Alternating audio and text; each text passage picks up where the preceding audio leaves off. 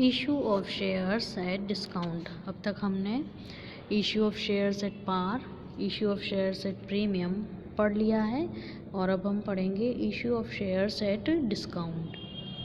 यदि अंशों के निर्गमन पर अंकित मूल्य से कम राशि की मांग की जाती है तो अंशों के ऐसे निर्गमन को अंशों का बट्टे पर निर्गमन कहते हैं। Issue of shares at discount. When the issue price of share is less than the face value, shares are said to have been issued at discount. For example, if a company issues its shares of rupees 100 each at rupees 90 each, the shares are said to be issued at discount. The amount of discount is rupees 10 per share. 100 minus 90 discount on share is a loss to the company.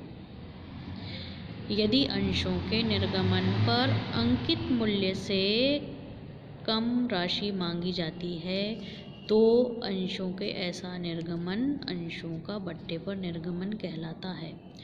उदाहरण के तौर पर 100 रुपये अंकित मूल्य वाले 1000 अंशों का निर्गमन करने पर 100 रुपये के स्थान पर यदि 90 रुपये प्रति अंश की ही मांग की जाए और उन्हें पूर्णतः प्रदत्त मान लिया जाए तो अंशों के ऐसे निर्गमन को अंशों का बट्टे पर निर्गमन कहा जाएगा।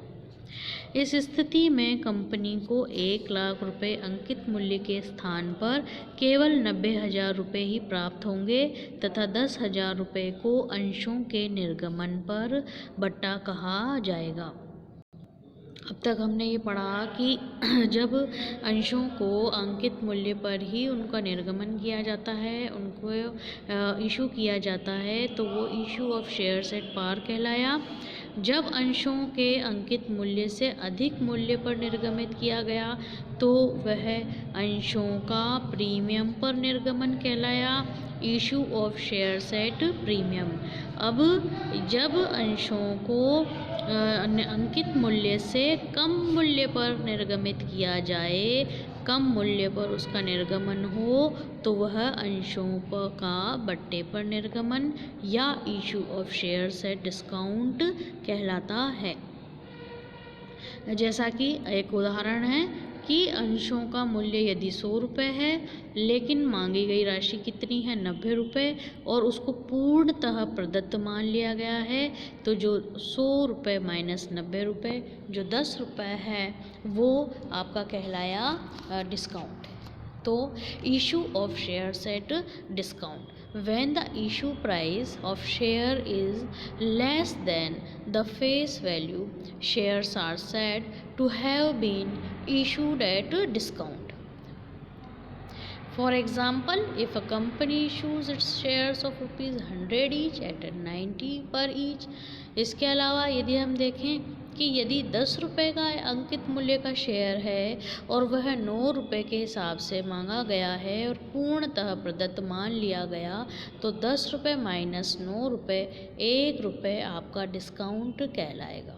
1 रुपये जो है वो क्या कहलाएगा डिस्काउंट कहलाएगा और वह कहलाएगा issue of shares at discount.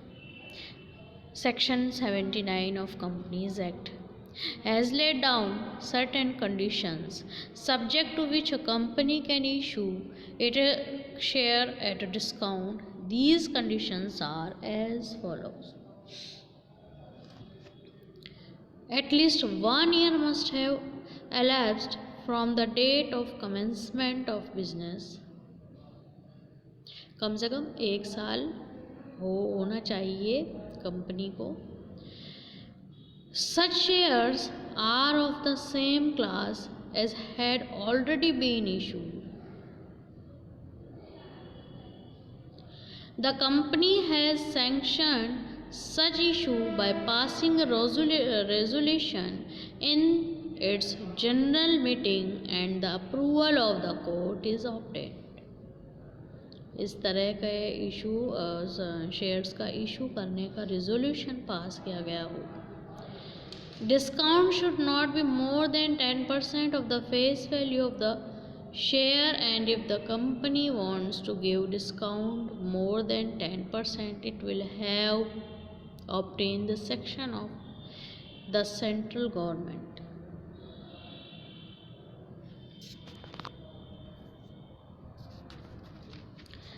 Accounting treatment of shares issued at discount. The amount of discount is generally adjusted towards share allotment money and the following journal entries is made. जो discount है वो generally किसके साथ adjust होता है? Share allotment money के साथ. The amount of discount is generally adjusted towards share allotment money and the following journal entries made. उसके लिए डिस्काउंट के लिए कौन कौन सी जर्नल प्रविष्टियाँ की जाएंगी? Share allotment account debit, discount on issue of shares account debit to share capital account. ये एक तरह का नुकसान है, इसलिए discount on issue of shares account debit to share capital account. Allotment money due on shares at rupees per share after allowing discount at rupees per share. Share allotment account debit, discount on issue of shares account debit to share capital account. Shri Krishna Agrochemical Limited was registered with a capital of rupees 50 lakh divided into 50,000 shares of 100 each. It issued 10,000 shares at discount of rupees 10 per share payable as rupees 40 per share on application, rupees 30 per share on allotment, rupees 20 per share on call. Company received applications for 15,000 shares. Applicants for 12,000 shares were allotted 10,000 shares and applications for the remaining shares were sent letters of regret and their application money was returned. Call was made, allotment and call money was duly received. Make journal entries. सबसे पहली entry, bank account debit to share application account. सबसे पहले 15,000 shares at the rate of 40 per share money are received. उसकी entry होगी bank account debit to share application account, application money received for 15,000 shares at the rate of 40 per shares. Question में दिया है आपको ये 15,000 shares at the rate of 40 per shares. 15 4 जा 60, 6 lakh rupees आपके entry में आ जाएगा. शेयर एप्लीकेशन अकाउंट डेबिट, अब जो मनी रिसीव्ड हुई है उस मनी में से आपको शेयर कैपिटल में ट्रांसफ़र करनी है जो अमाउंट शेयर कैपिटल की है. Share capital account debit to share application account debit to share capital account 4 lakh rupees. क्योंकि application money of 10,000 shares transfer to share capital account on their allotment. क्योंकि कहा जा रहा है कि applicants for 12,000 shares were allotted 10,000 shares and application for the remaining shares were sent letters to regret and their application money was returned. तो आपके amount आ जाएगी 10,000 shares transfer करने की, 10,000 shares at the rate of 40 per shares, then 4 lakh rupees से entry हो जाएगी. तो पहले अमाउंट रिसीव्ड होने की एंट्री की. ओवरऑल जितना अमाउंट हमें प्राप्त हुआ 15,000 शेयर्स पर हमें 40 रुपये के हिसाब से अमाउंट रिसीव्ड हुआ 6 लाख रुपये. लेकिन जितने शेयर्स अलॉट किए गए हैं उन शेयर्स को शेयर कैपिटल में ट्रांसफ़र करने के लिए 10,000 शेयर्स ट्रांसफ़र करेंगे eight the rate of 40 Then amount is share application account debit to share capital account 4 lakh rupees, 4 lakh से जनरल एंट्री होगी। Share application account debit to share allotment account and to bank account, जितनी amount हमें extra मिली थी उस amount को हमें वापस लौटाना है। जितनी राशि हमें ज़्यादा मिली थी उस राशि को हमें वापस लौटाना है। हमें अमाउंट मिली थी 15,000 शेयर्स पर 40 रुपये के हिसाब से।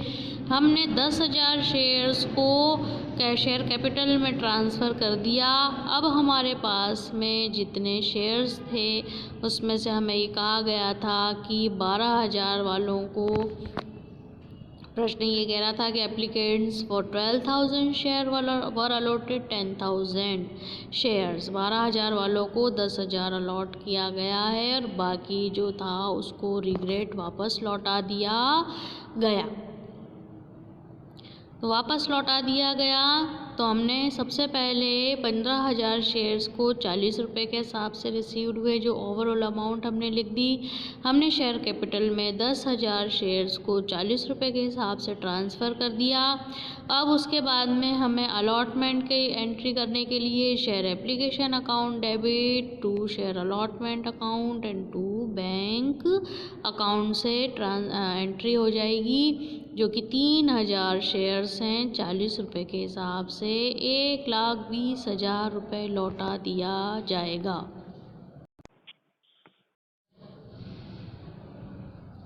Next entry share allotment account debit to share discount account और to share capital account.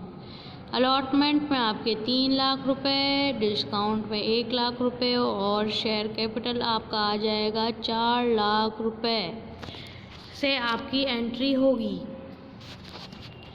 Bank account debit to share allotment account, allotment money received हुई है 2,20,000 रुपये। Share first call and final call to share capital account is 2 lakh rupees, amount due on call. Bank account debit to share first and final call, call money received हो गई आपकी 2 लाख रुपये, जो कि आपके प्रश्न में दिया था कि इतना रुपए हमें प्राप्त हुए, फिर हमने इसमें ट्रांसफ़र कर दिए, फिर हमने लौटा दिए 3,000 रुपये शेयर्स को हमने राशि वापस लौटा दी है और जो आधी की राशि थी उसको हमने अलॉटमेंट में एडजस्ट कर दिया गया है। जो आधी की राशि थी वो हमने 80,000 अलॉटमेंट में एडजस्ट कर दी और बाकी की अमाउंट हमने बैंक के रूप में लौटा दी है। अब हम देखेंगे कि आगे जो हमारे अलॉटमेंट क्या है, ड्यू कर देंगे। सबसे पहले अमाउंट, शेयर अलॉटमेंट में आपकी अमाउंट आनी है 30 रुपये पर शेयर के हिसाब से। 10,000 आपके शेयर्स हैं, 30 रुपये के हिसाब से 3 लाख रुपये हो जाएंगे और इसमें शेयर डिस्काउंट भी कहा जा रहा है। तो शेयर्स का आपका डिस्काउंट कितना 10 रुपये के हिसाब से है, तो आपके यहाँ पर 10 रुपये के हिसाब से शेयर्स का डिस्काउंट 10,000 शेयर्स का 10 रुपये के हिसाब से, यानी 1 लाख रुपए आपके शेयर्स के डिस्काउंट हो जाएगा और हम एंट्री कर देंगे शेयर कैपिटल 4 लाख रुपए। हमें 6 लाख मिले थे, 6 लाख में से 4 लाख हमने कैपिटल में डाल दिया, बचा 2 लाख। 2 लाख में से हमने 80,000 अलॉटमेंट में एडजस्ट कर दिया, 1,20,000 हमने लौटा दिया। अब हमने उसको अलॉटमेंट को ड्यू करने की एंट्री की, जिसमें हमने देखा अलॉटमेंट जो था वो 3 लाख रुपए से ड्यू है। हमने डिस्काउंट कितना, शेयर डिस्काउंट करना है हमें 10 रुपये के हिसाब से, 10,000 शेयर्स का तो 1 लाख रुपए हो जाएगा और हमने 2 शेयर कैपिटल में अमाउंट डाल देनी है 4 लाख रुपए की। अब हमें कितना अमाउंट रिसीव्ड होगा, जबकि हमें शेयर अलॉटमेंट पर 3 लाख का अमाउंट ड्यू था, लेकिन हमने अभी एडजस्टमेंट किया था एंट्री में। शेयर अलॉटमेंट में हमने 80,000 एडजस्ट किया था, तो अब 3 लाख में से जब हमें 80,000 एडवांस में मिल चुका है तो अब हमें अमाउंट कितनी मिलनी है, 2,20,000 रुपये की अलॉटमेंट मनी रिसीव्ड। नेक्स्ट आपकी एंट्री है फुल एंड फाइनल कॉल की, जो कि 20 रुपये पर शेयर के हिसाब से है। 20 रुपये पर शेयर 10,000 शेयर्स के हिसाब से। Share first and final call 10,000 shares is multiplied by 20 रुपये, यानी आपका 2 लाख रुपये से एंट्री हो गई। Amount due on call share first and final call account debit to share capital account. Next entry आपकी हो जाएगी bank account debit to share first and final call account. हमने अमाउंट ड्यू थी 2 लाख रुपए की, वो जो ड्यू अमाउंट है वो हमें रिसीव्ड हो गई है। Bank account debit to share first and final call 2-2 lakh रुपए की अमाउंट से हम उसकी एंट्री कर देंगे।